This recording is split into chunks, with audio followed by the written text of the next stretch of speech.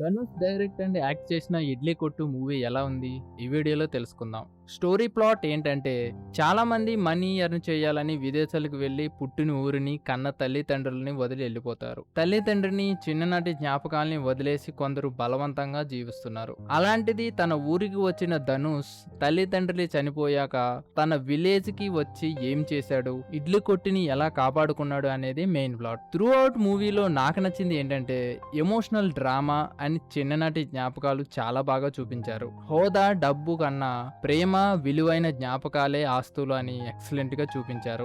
ధనుష్ అయితే తన పాత్రలో ఒదిగిపోయాడనే చెప్పాలి. సత్యరాజ్ కూడా రిచెస్ట్ బిజినెస్ మ్యాన్ గా కనిపించారు. ఆయన పాత్ర కూడా బాగుంది.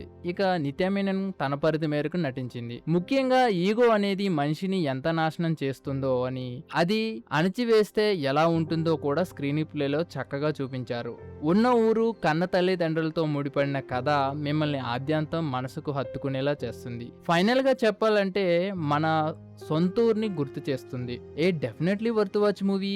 రివ్యూ గానీ నచ్చితే please like, share, comment and subscribe to cine tiles.